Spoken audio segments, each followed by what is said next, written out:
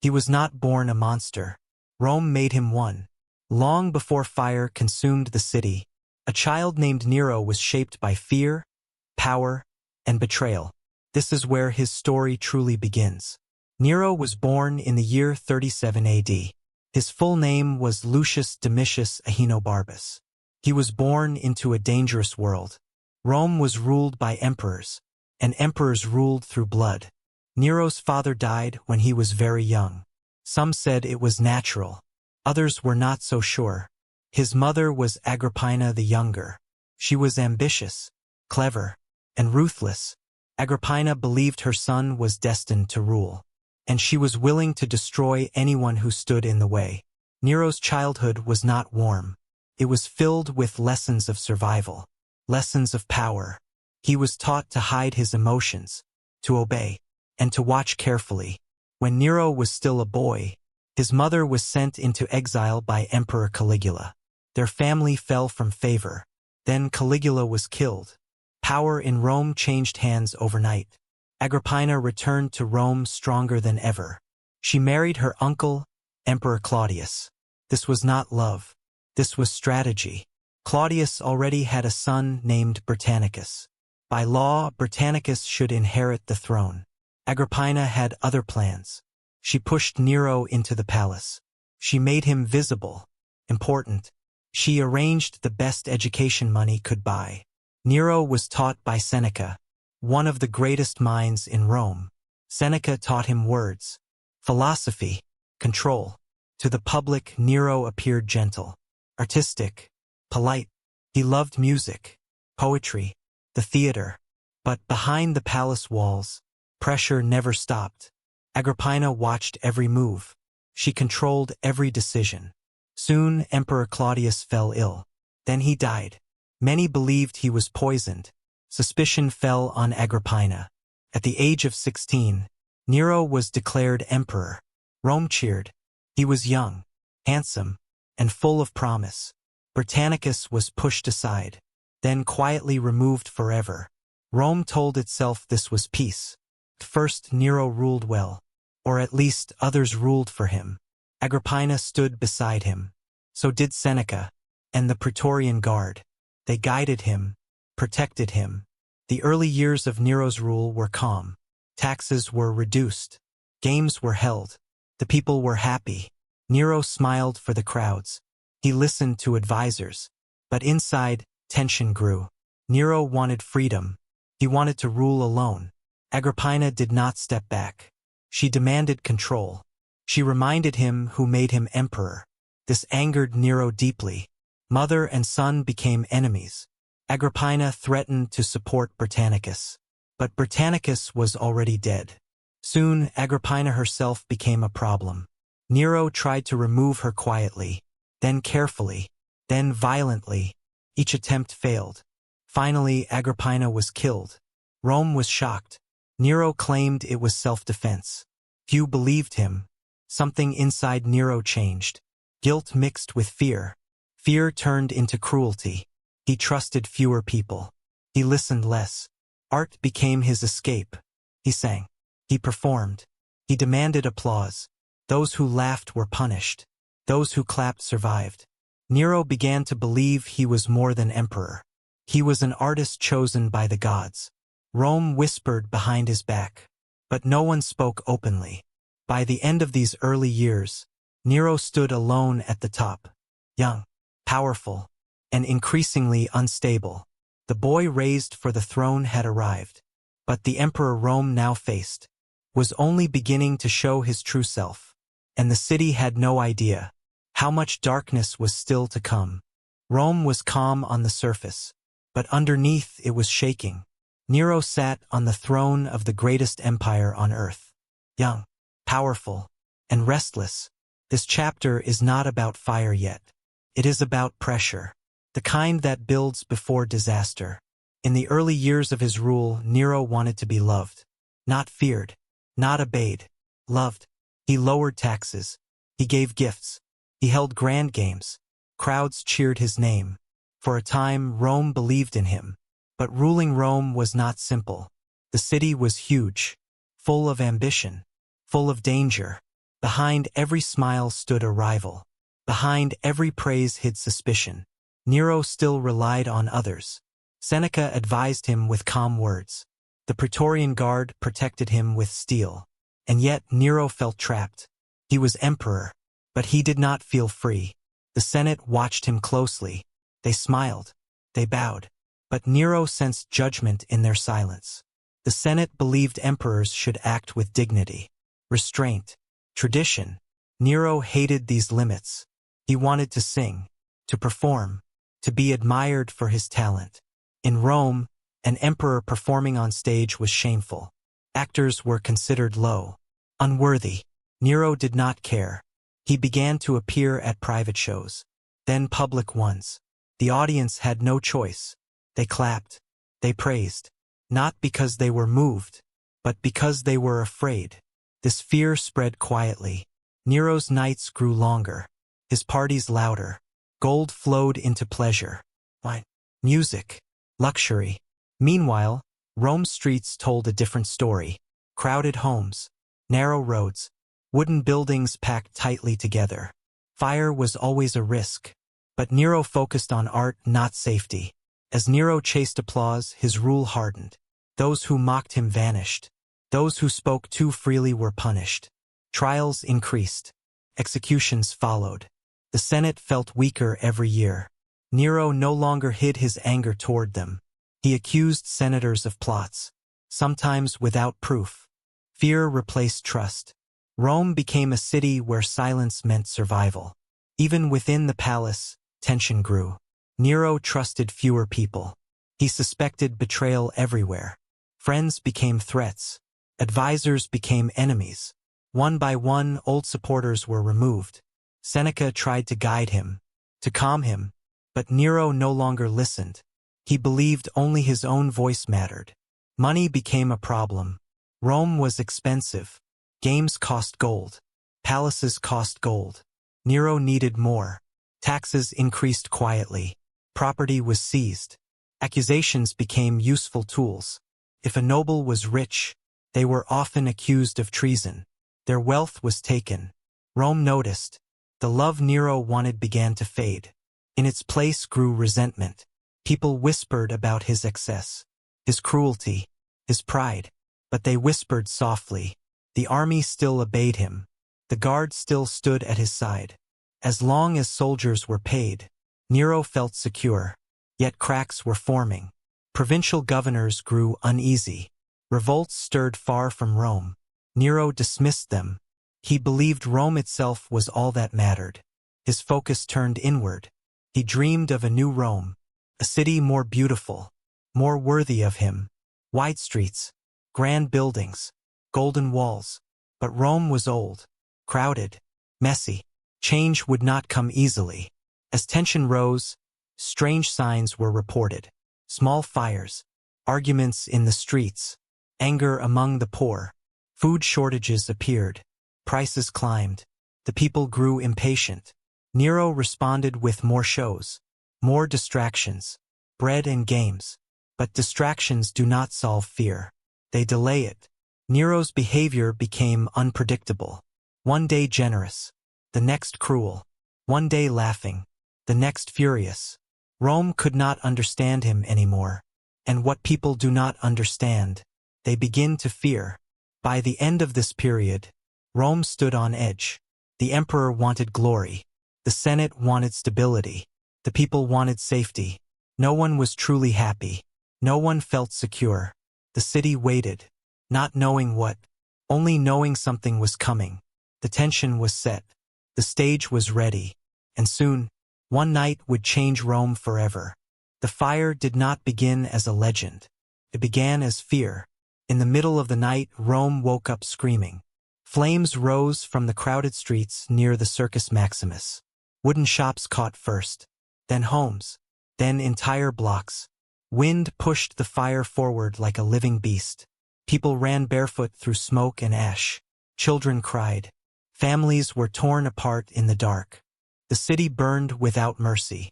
Rome had faced fires before, but never like this. For 6 days and 7 nights, the flames ruled the city. When the fire finally slowed, it returned again. Stronger, angrier. By the end, most of Rome was destroyed. Temples collapsed. Markets vanished. Homes became ash. Thousands were homeless. Many were dead. And one question echoed everywhere. Where was Nero? At the moment the fire began, Nero was not in Rome. He was at his palace in Antium. When news reached him, he returned quickly. That part is true. But rumors move faster than truth. Some claimed Nero watched the fire from a tower. Others said he sang while Rome burned. No one could prove it. But the image stuck. An emperor singing as his city died. Whether true or not, the damage was done. The people needed someone to blame. And Nero was the obvious target. He walked through the ruins. He opened his gardens to the homeless. He ordered food brought in. These actions helped some. But suspicion remained. Then came the rebuilding plans. Nero announced a new Rome. Wide streets. Stone buildings. Fire-resistant designs. On paper, it sounded wise. But there was a problem. At the center of this new Rome stood Nero's new palace. The Golden House. Huge. Luxurious. Covered in gold and art. Many believed the fire had cleared the land for it. Whispers grew louder. Did Nero let Rome burn? Did he order it? No proof existed. But anger does not need proof. Nero felt the city turning against him. He needed a shield. He needed someone else to blame. That is when accusations began. A small religious group became the target. Christians. They were new, misunderstood, different. They refused Roman gods. They met in secret, perfect enemies. Nero accused them of starting the fire. The punishment was brutal. Christians were arrested, tortured, executed publicly. Some were burned alive. Others were fed to animals. Rome watched. Fear silenced doubt. The fire became their crime. But deep inside, many Romans were unsure.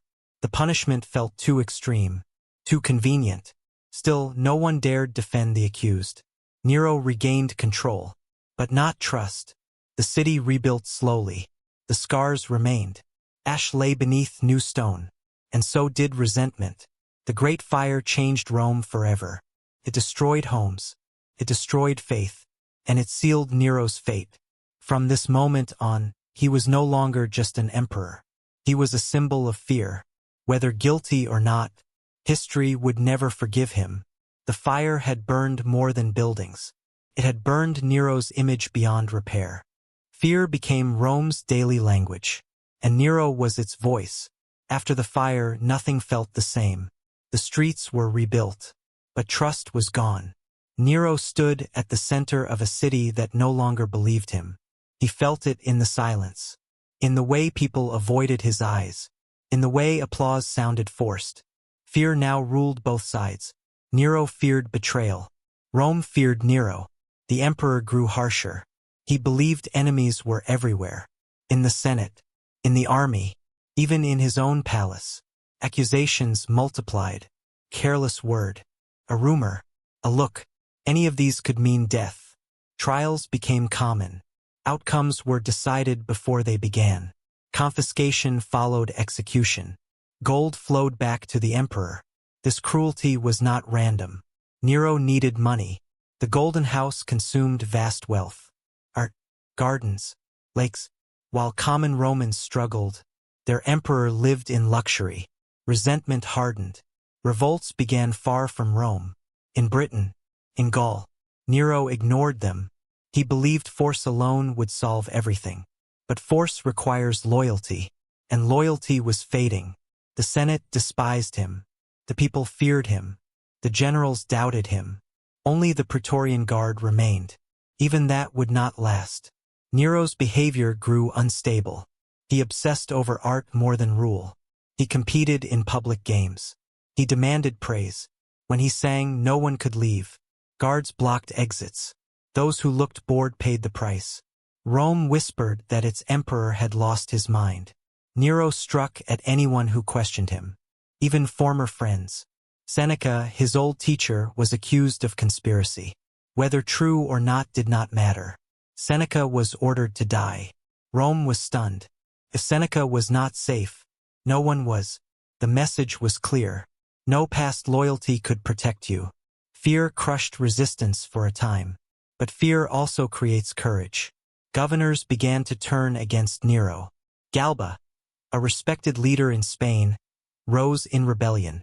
Others followed. For the first time, Nero faced open defiance. He laughed it off. Then reports grew worse. Legions switched sides. The Senate hesitated. Then it acted.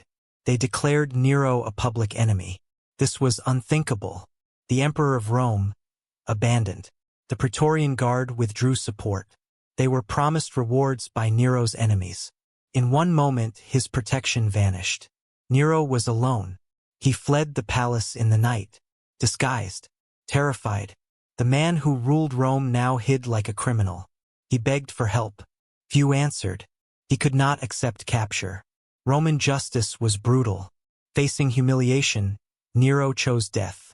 In a quiet place outside the city, with trembling hands, he took his own life.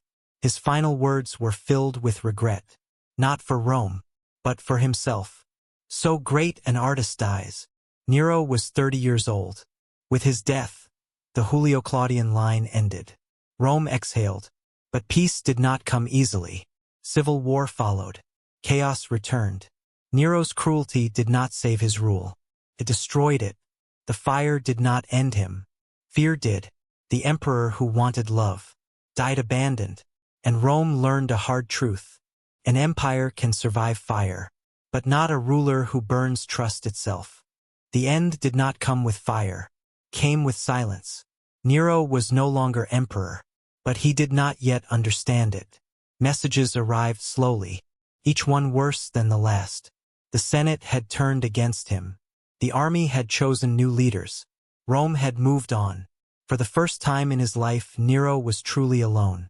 He ran, not as a ruler, not as a god, but as a frightened man. He left the palace at night, disguised, sweating, looking over his shoulder. The streets that once cheered his name were dark and quiet. No guards followed him. No crowds waited for him. Only fear. Nero moved from house to house. Friends refused him. Doors stayed closed. Even those who once praised him now feared helping him. Helping Nero meant death. He finally reached a small villa outside Rome. It belonged to a loyal freedman. There Nero hid. He listened. Every sound felt like soldiers coming for him. Every footstep made his heart race. He asked one question again and again. What are they saying about me? The answer was cruel. The Senate had declared him an enemy of the state. Execution awaited him. Roman punishment was slow and humiliating. Nero could not face it.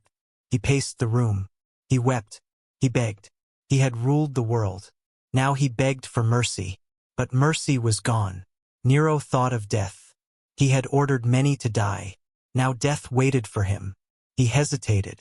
He was afraid. He asked others to help him. They refused. Finally, hearing horsemen approaching, Nero made his choice. With shaking hands, he ended his own life. His last words were not about Rome, not about the people, not about the empire. They were about himself. So great an artist dies. He was 30 years old. The emperor was gone. But Nero's story did not end with his death. Rome reacted with relief. People poured into the streets. Statues were torn down. His name was cursed. Many believed the nightmare was over. But chaos followed. Without a clear ruler, Rome fell into civil war. For emperors rose and fell in 1 year. Nero's death did not bring peace. It revealed how fragile power had become. The empire survived. But trust was broken. Nero's legacy spread fast. Writers shaped his image. Poets, historians, politicians. Most painted him as a monster, tyrant, a madman, a murderer. Some stories grew darker with time. They said he played music while Rome burned. They said he enjoyed suffering. They said he was evil beyond reason. But history is rarely simple. Nero was not born cruel. He was shaped by power given too early, by praise without limits, by fear without guidance. He began as a boy with talent and charm. He ended as a ruler ruled by fear. Some reforms under Nero helped common people. Taxes were reduced. Public games were expanded. It followed disasters. But good deeds were buried by terror. Fear erased memory. To later generations, Nero became a warning, a symbol of absolute power without control. His name was used to describe evil rulers, cruel leaders, broken emperors. Even centuries later, people whispered his name with dread. Stories claimed he would return, that he was not truly dead. False Neros appeared across the empire, men pretending to be him, promising revenge. That fear alone shows his impact. Nero changed Rome forever. After him, emperors ruled more carefully, or more secretly. The Senate never fully recovered its strength. The army learned its power. Rome moved forward, but scars remained. The fire of Rome faded from the streets, but it burned in memory. Nero's life became a lesson. Power without limits destroys both ruler and people. Fear may control a city, but it cannot hold an empire. Nero wanted to be loved. He demanded worship. In the end, he received neither. Only history, and history remembers him clearly, not for rebuilding Rome, not for art or music, but for how quickly greatness can fall. From emperor of the world to a man hiding in the dark. That is Nero's legacy. A rise fueled by promise, a rule consumed by fear, a fall shaped by isolation. Rome survived him, but it never forgot him. If the story changed how you see Nero and Rome, stay with us. Subscribe now, like this video, and turn on the bell so you never miss the hidden truths history tries to bury.